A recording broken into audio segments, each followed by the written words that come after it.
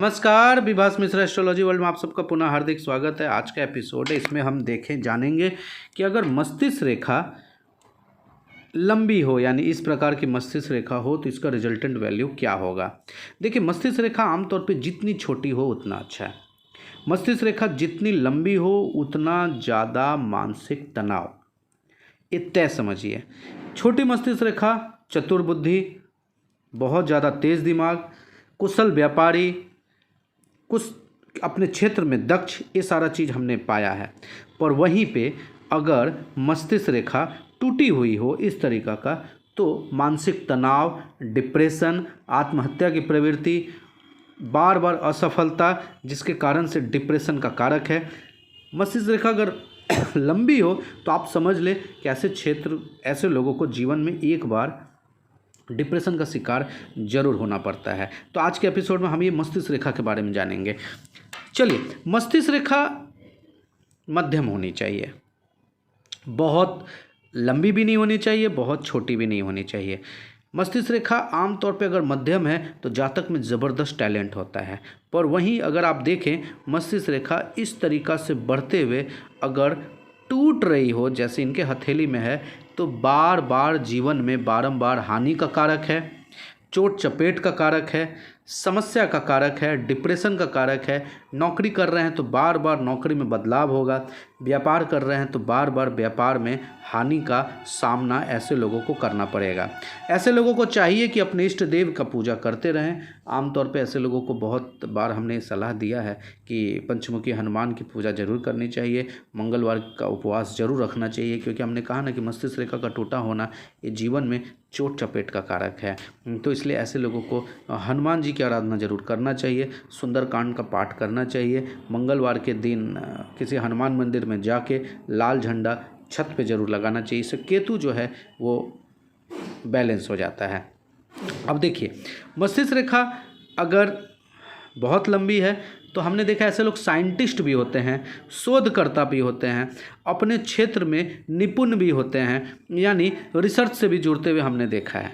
यानी ऐसा हम लोग कहते हैं कि ऐसे लोग या तो साइंटिस्ट होते हैं या तो पागल होते हैं। यानी अपने क्षेत्र में इतना ज़्यादा वो रम जाते हैं, या तो फिर साइंटिस्ट बन जाते हैं या तो डिप्रेशन में शिकार होकर पागल हो जाते हैं। आम तौर पे मस्तिष्क रेखा का बहुत लंबा होना डिप्रेशन का कारक है। जातक के पास एक समस्या हर वक्त ऐसी हावी रहती है जिस समस्या से बाहर नहीं निकल पाता है, ये हमने देखा है। इसलिए कहा जाता है कि मस्तिष्क रेखा छोटी हो ये बड़ी कामयाबी, मस्तिष्क रेखा का बड़ा होना ये छोटी कामयाबी, ऐसा हम लोगों ने पाया है।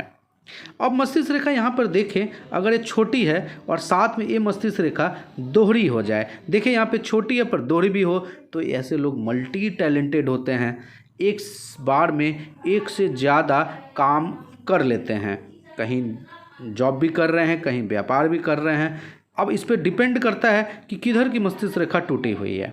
अगर ये मस्तिष्क रेखा टुवर्ड्स देखे चंद्रमा की ओर नीचे झुका हुआ है, तो फिर ऐसे लोग कल्पना शक्ति वाले होते हैं और सेल्फ एम्प्लॉयमेंट यानी व्यापार में ज़्यादा सफल होते हैं। ये मस्तिष्क रेखा देखें, अगर ए पार से वो पार तक गई, यानी वो क्या होता है, अपर मार्स होता है, यानी मंगल के पे गई है। यानी ऐसे लोग पुरुषार्थी होते हैं, अपने दम खम पे सत्ता को हासिल करने वाले होते हैं, सक्सेस को हासिल करने वाले होते हैं। पुलिस के क्षेत्र में भी हमने ऐसे लोगों को सफल होते हुए देखा है, पर इसकी सफलता कम है। 10% लोग हमने देखा है कि पुलिस विभाग में सफल हुए। 90% ऐसे लोग को हमने चार्टर्ड अकाउंटेंट, डॉक्टर, यानी सेल्फ एम्प्लॉयमेंट की तरफ ऐसे लोगों का ज़्यादा रुझान होते हुए हमने देखा है। उपाय, ऐसे लोग चूँकि मानसिक चंचलता बहुत होती है, डिप्रेशन का शिकार बहुत होते हैं, तो ऐसे लोगों को भगवान शिव की आराधना करनी चाहिए।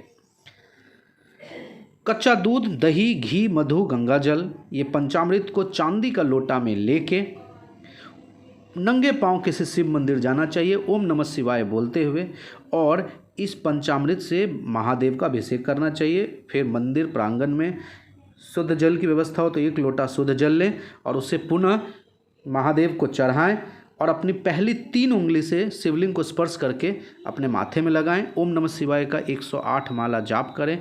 इससे चंद्रमा कंट्रोल होगा। और जैसे ही चंद्रमा कंट्रोल होगा यानी आपका मस्तिष्क कंट्रोल। चंद्रमा मनसो जातक मन का कारक है, चंद्रमा कंट्रोल यानी आपका मस्तिष्क कंट्रोल। अगर आपकी हथेली में भी इस प्रकार की रेखा है तो करें चंद्रमा का कंट्रोल और करें शिव की पूजा। तो उम्मीद करता हूं कि आज का ये एपिसोड आपको पसंद आया होगा, जिसमें हमने मस्तिष्क रेखा का टूटा हो तो उसका रेमेडीज भी बताया और उसका रिजल्टेंट वैल्यू बताया। उम्मीद करता हूँ कि वीडियो आपको पसंद आया होगा। नमस्कार, जय श्री कृष्ण, जय माँ दुर्गा।